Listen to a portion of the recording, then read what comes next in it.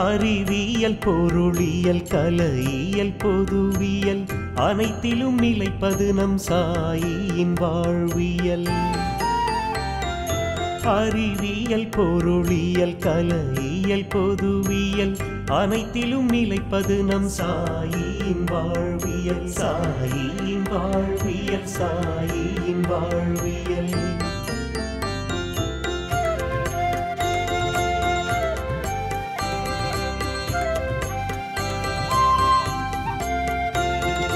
சாய்ராம் ஜெய் சாய்ராம், சாய்ராம் ஜெய் ஜெய் சாய்ராம். அன்னை மண்ணின் பசும் வயல் பேண் தகைமை புவியியல் அனைத்துமாய் அமைந்தது நம் சாயின் வாழ்வியல். அன்னை மண்ணின் பசும் வயல் பேண் தகைமை புவியியல் அனைத்துமாய் அமைந்தது நம் சாயின் வாழ்வியல். சாயின் வாழ்வியல், சாயின் வாழ்வியல்.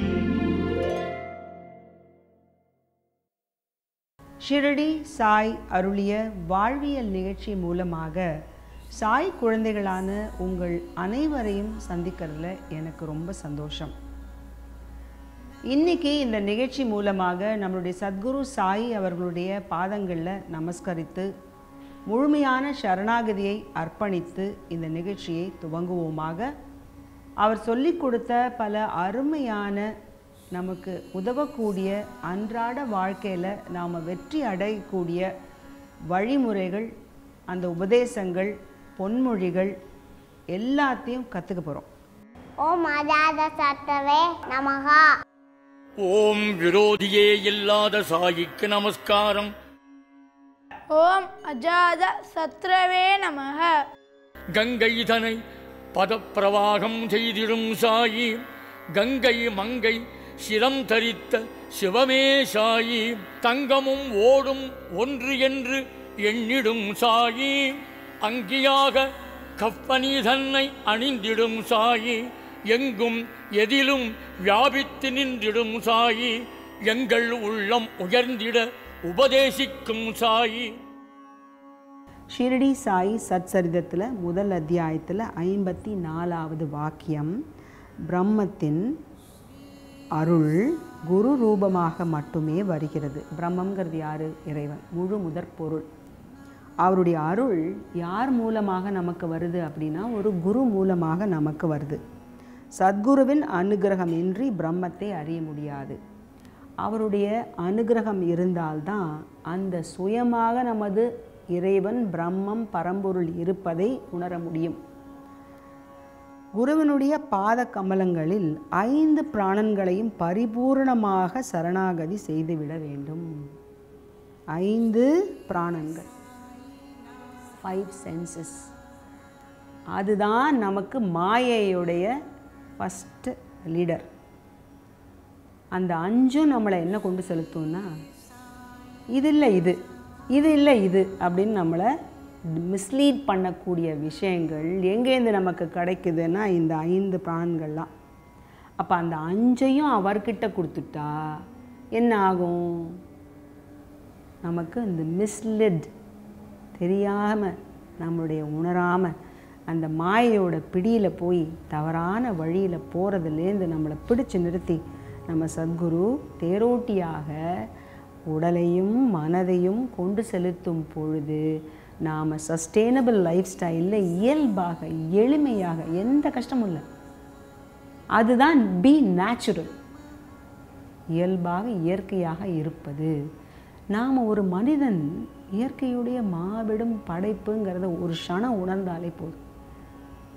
நாம் இயற்கைன்னு ஒன்று என்னத்தை ரசிக்கிறோம்? நம்ம சுற்றுச்சூழல் ரசிக்கிறோம், ஒரு அருவியை ரசிக்கிறோம், ஒரு வானவில்லை ரசிக்கிறோம், ஒரு பூவை ரசிக்கிறோம், எல்லாத்தையும் ரசிக்கிறோம். ஆனால் ஒரு க்ஷணம் உள்ளே பார்த்து, ஆஹா இந்த பிரம்மாண்டமே நமக்குள்ளே இருக்கே, இதை விட இயற்கையான ஒரு படைப்பு என்னவாது இருக்க முடியுமான்னு ஒரு நாளைக்கு ஒரு க்ஷணம் நினச்சா போகிறோம்.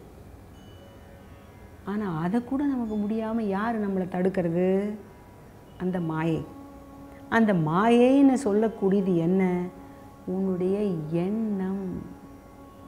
இப்போது ஒரு man is a miniature world. அவன்கிட்ட வந்து நல்லது கெட்டது, வைஸ் அண்ட் வர்ச்சு, நல்லொழுக்கங்கள் தீய ஒழுக்கங்கள், நற்பண்புகள் தீய பண்புகள். அப்போது இந்த வைஸ் அப்படின்னு ஆங்கிலத்தில் சொல்லக்கூடிய தீய பண்புகளை தான் எங்கேருந்து வருது? எல்லாத்துக்கும் முதல் அத்தியாயம் வந்து எண்ணம். எண்ணத்துலேருந்து தான் செயல். அந்த எண்ணம் நல்லவைகளாக இல்லை கெட்டவைகளாக மாற முடியும். நல்லவைகளாக அந்த எண்ணங்களை ஒன்னொன்னையும் மாற்றும் பொழுது நல்லவையை ஈர்க்கக்கூடிய ஒரு காந்த சக்தி நமக்குள்ள உருவாகும். தீயவைகளை நாம் அந்த மாயைக்கு உட்பட்டு என்ன ஒரு தடவை பண்ண போகிறது அப்படின்னு ஜஸ்ட் இப்போ சாப்பாடு எடுத்துக்கோ. அந்த 5 பிராணனில் முதல்ல என்னது? நாக்கு. அந்த நாக்குக்கு ஏன் அடிமையாகக்கூடாதுன்னு சொல்கிறோம்? அது என்ன பண்ணும்? அந்த மாயை இன்றைக்கி நனா இருக்கிற மாதிரி இருக்கும், ஆனால் நாளைக்கு நம்மளை அப்படி தள்ளி விட்டுரும். அப்புறம் தூக்கிறதுக்கு சத்குரு என்ன சொல்வார்? நான் தான் உன்கிட்ட சொன்னேனே, ஒரு எண்ணத்தையும் எனக்கு கொடுத்துட்டேன்னா சிம்பிள். நீ எதுக்கு கஷ்டப்பட்டு அது சொல்கிறத கேட்ட? சரி, நீ விதைச்ச விதையை கொஞ்ச நாள் அனுபவி, அதுக்கப்புறம் நான் வந்து ஹெல்ப் பண்ணுறேன்னு அவர் சொல்கிற மாதிரி நம்ம வச்சுக்கக்கூடாது. ஏன்னா அவர் நமக்குள்ளே இருக்கார் தேரோட்டியாக.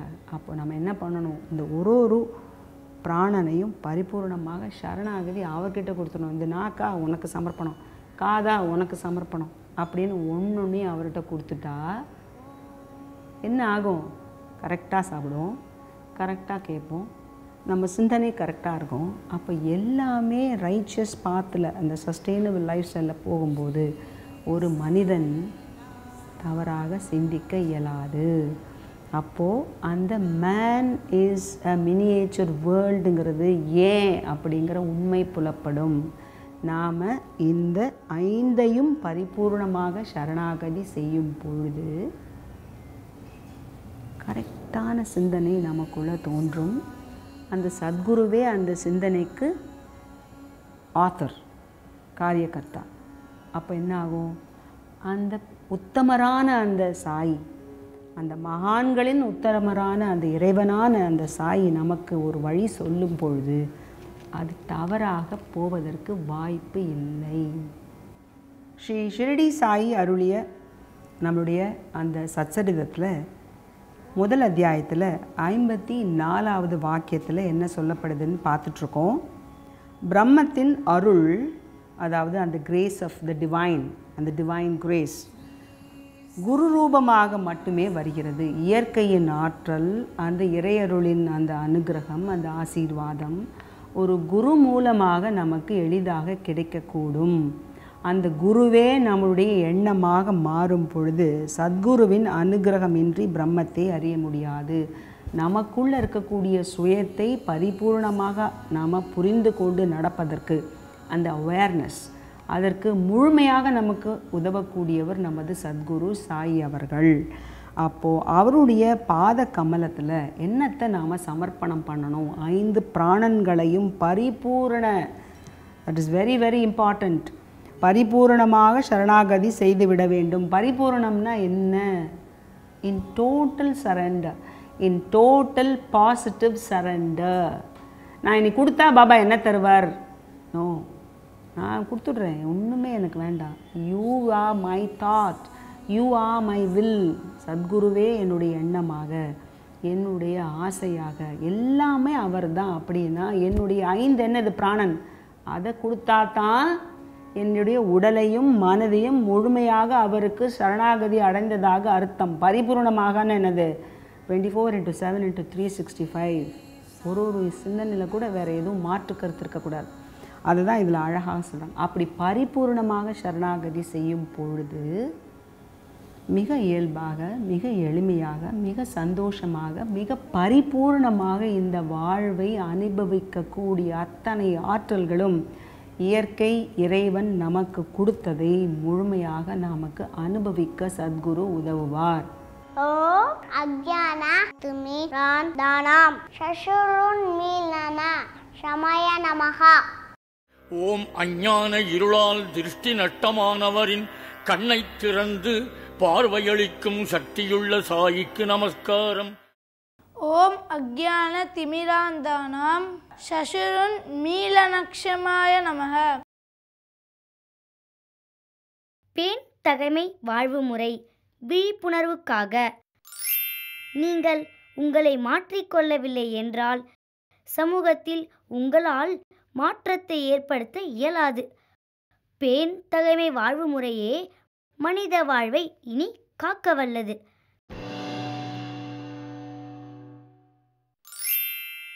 வல்லுநர்கள் கற்றுக் கொடுக்க முடியாததை மரங்களும் கற்களும் பயிற்றுவிக்கும். அந்த படிப்பினையே பேன் தகைமை என்கிறோம். Hi everybody! I'm a progress magnet. I'm a goodness magnet. I can attract all good.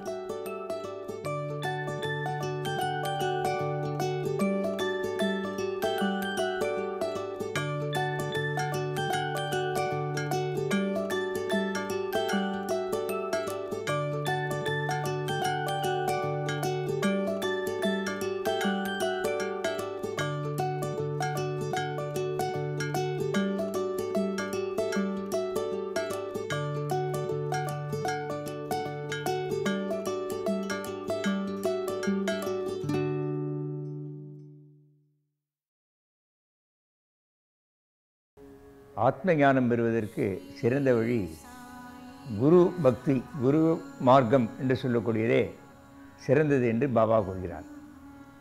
தமக்கும் குருவுடைய கிருபையினாலேயே எல்லாம் கிடைத்து விட்டிருக்கிறார். அவர் நான் எதையும் படிக்கவில்லை, எந்த விதமான சாதனையும் செய்யவில்லை, குரு என்னை பார்த்து கொண்டே இருந்தார், அவர் பார்வையினாலேயே எனக்கு எல்லாம் கிடைத்து விட்டது என்கிறார். அவர் கூறுகிறார், தன்னுடைய குரு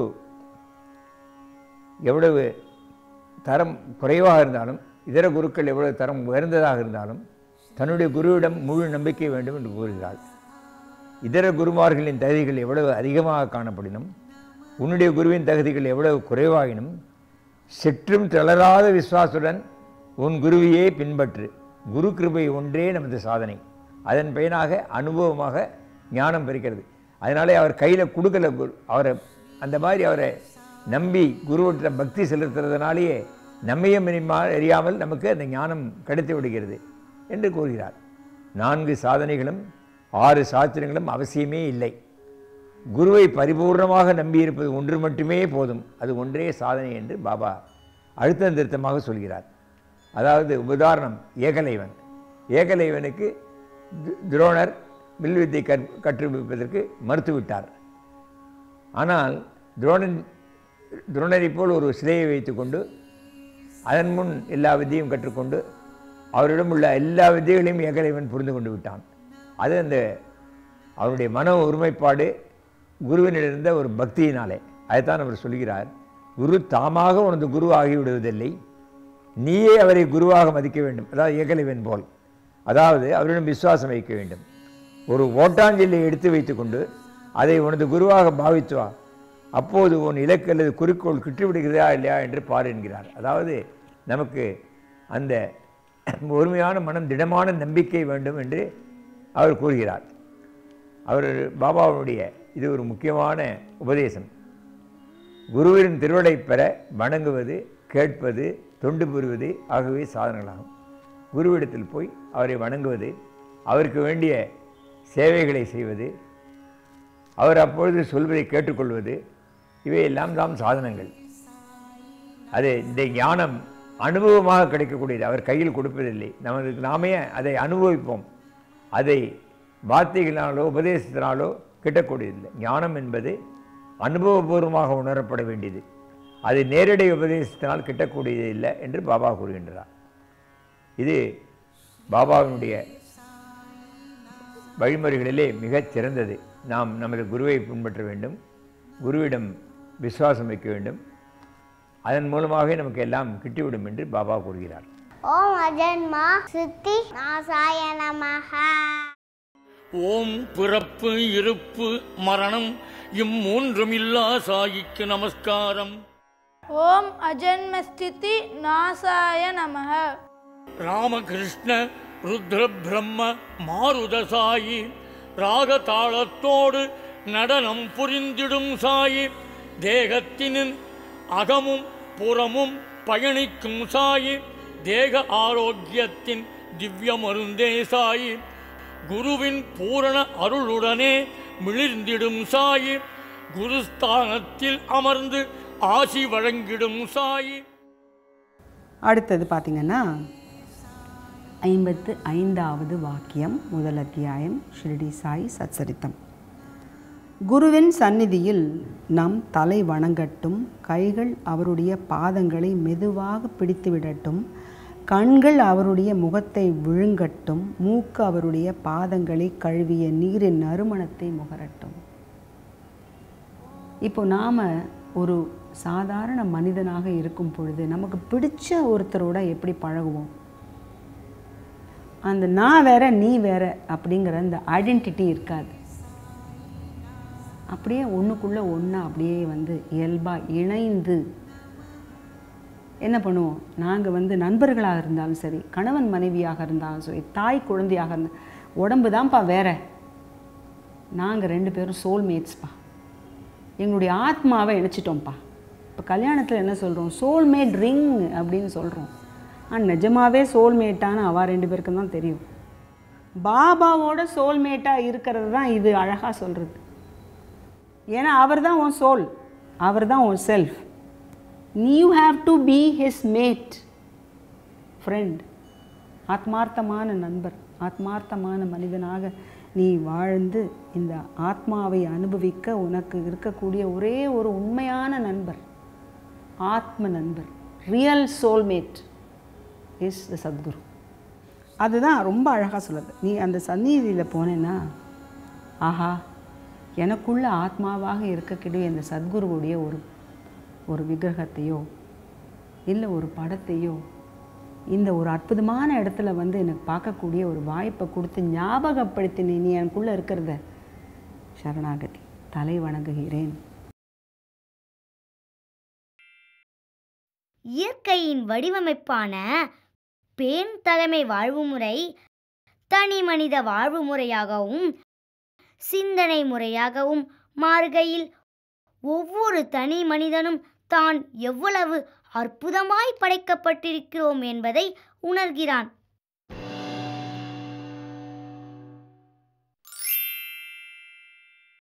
ஒரு உதாரணமாக திகழ்வது மற்றவர்களை ஊக்குவிப்பதற்கான பிரதான வழி மட்டுமன்று, அதற்கான ஒரே வழியுமாகும். அவ்வழியே பெண் தகைமை வாழ்வு முறையாகும். Hi everybody! I'm a progress magnet. I'm a goodness magnet. I can attract all good.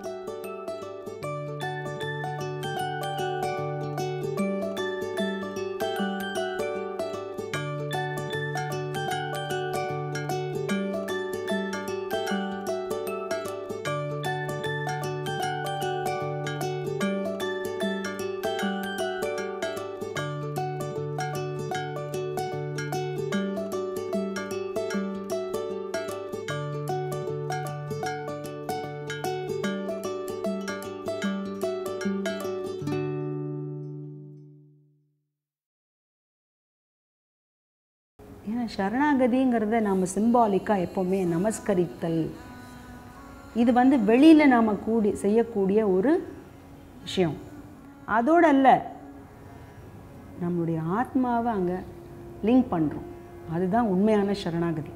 அந்த 5 பிராணனை அவர்கிட்ட சமர்ப்பணம் பண்ணும்போது முழுமையான டோட்டல் பாசிட்டிவ் சரண்டர், முழுமையான சரணாகதி. அந்த பரிபூரண சரணாகதி செய்யும் பொழுது என்ன பண்ணுறோம்? அவர் காலை மெதுவாக பிடிச்சி விடுற மாதிரி ஒரு பாவனை. அப்புறம் கண்கள், அவர் கண்ணோட பார்க்கும்போது அந்த சோல் லிங்க் புரியுது. That's what happens. ஒரு அம்மா ஒரு குழந்தை, ஒரு கணவன் ஒரு மனைவி, அந்த பார்வையிலேயே ஏதோ ஒரு பரிமாற்றம் இருக்கே, ஒரு சுகம் இருக்கே, அந்த அன்பு பரிமாற்றம் இருக்கே. ஏன் அது மனுஷனுக்கு மனுஷன்தான் நான் பண்ணணும்? நம்மளை படைத்த அந்த இறைவனோடு நம்ம பண்ண முடியாதா? நமக்குள்ளே ஆத்மாவாக இருக்கக்கூடிய அந்த பாபாவோட பண்ண முடியாதா? அப்போ பாபா என்ன சொல்கிறார்னா, என்னை ஒரு விக்கிரகமாக பார்க்காத, நான் உயிரோடு இருக்கிறதாக என்னுடைய அந்த உணர்வோடு நீ பார்க்கும் பொழுது என்னை முழுமையாக காணக்கூடிய பாக்கியம் உனக்கு இருக்குன்னு சொல்கிறார். அவர் அந்த காலத்தில் வாழ்ந்தாரே, இப்போ அவர் சமாதி ஆயிட்டாரே, அவரை நான் எப்படி பார்க்கறது? இல்லை, அந்த விக்கிரகத்தில் உயிரோட்டத்தோடு அவர் இருப்பார். அது நீ தான் உணரணும். உனக்குள்ளே இருக்கிற அதுதான் வந்து நம்மளுடைய பல விஷயங்களில் நம்ம என்ன பண்ணுவோம், எடுத்து அங்கே வந்து அர்ப்பணம் பண்ணி அதை நம்ம பூஜை பண்ணுறோம் அப்படின்னு பல ரிச்சுவல்ஸ் எல்லாம் இருக்குது. ஆனால் ஒரு பாபாவோட கோவிலில் போய் ஒரு பாபாவை நம்ம பார்க்கும்போது, ஒரு படமாகவோ ஒரு விக்கிரகமாகவோ பார்க்கும் பொழுது, அவர் முழுமையாக உயிரோட்டத்தோடு இருப்பதை உணரும் பொழுது அந்த கண்ணும் பேசுமா. அப்புறம் மூக்கு அவருடைய பாதங்களை கழுவிய நீரின் நறுமணத்தை முகரட்டும். அந்த நீரை நம்ம வாங்கும் பொழுது அந்த அற்புதமான சுவாசம், அந்த சுகம், அந்த சுகந்தம் அது நமக்கு உணர முடியும். அதுக்கப்புறம் இதில் முக்கியமாக நீங்கள் வந்து ஞாபகம் வச்சுக்க வேண்டியது என்னென்னா, அன்றாட வாழ்க்கையில் நம்மளுடைய இணைந்த ஒரு மற்றொரு சக மனிதரை, ஒரு குடும்ப மனிதராக இருந்தாலும் சரி, அடுத்த ஒரு உற்றார் உறவினர், சுற்றார், ஃப்ரெண்ட்ஸ், அந்த ஒரு சர்க்கிளில், நண்பர்கள் சர்க்கிளில் இருந்தால் கூடி என்ன நீ நல்லா புரிஞ்சுட்டு இருக்கப்பா அப்படின்னு சொல்கிறத பாபாவுக்கு அப்ளை பண்ணணும். உங்களை முழுமையாக புரிந்தவர் அவர் தான். ஏற்கனவே அந்த சொன்னார், எம்மை நீரே நன்கு அறிவீர், என்னை முழுமையாக உணர்ந்தவர் நீரே, உங்களுக்கு வணக்கம் அப்படின்னு படித்தோம். அப்போது என்னை முழுமையாக உணர்ந்தவருங்கிறது யாருக்கு தெரியல, எனக்கு தெரியல.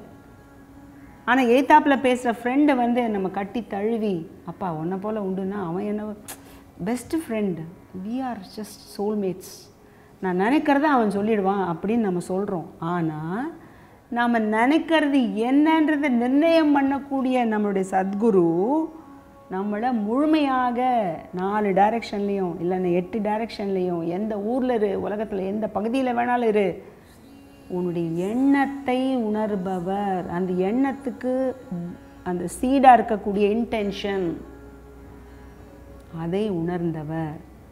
அதை புரிந்து கொண்டு அவருடைய ஒரு சபையில் அவரை நம்ம பார்க்கும் பொழுது அந்த ஒரு பாவத்தில் அவரை வணங்கணும்.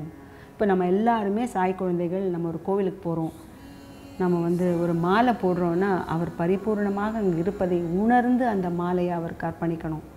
அவர் பாதத்தில் ஒரு நமஸ்காரம் பண்ணும்பொழுது அந்த உண்மையான அந்த பாவத்தில் அவர் பாதத்தை நமஸ்கரிக்கணும். அவர் மனித ரூபத்தில் நமக்காக வந்து நம்மை காத்தவர், காப்பவர், காக்க போகிறவர் அப்படின்ற அந்த உணர்வோடு அவளை நமஸ்கரிக்க வேண்டும். ஓம் அனிமாதி விபூஷிதாய நமஹா. ஓம் அனிமா மகிமா முதலிய அஷ்டசித்திகளால் அலங்கரிக்கப்பட்ட சாயிக்கு நமஸ்காரம். ஓம் அனிமாதி விபூஷிதாய நமஹ. யாம் இருக்க பயமேன் என மொழிந்த நல் சாயி, யாதுமாகி நின்று எமை காத்திடும் சாயி, விண்ணப்பம் ஏற்று நிறைவேற்றிடும் சாயி, திண்ணமான நம்பிக்கையே பொறுமையே சாயி, உமது பாதம் தன்னில் பணிந்தோம் அன்புடன் சாயி, எமது வாழ்வு சிறக்க அருள் புரிந்திடும் சாயி.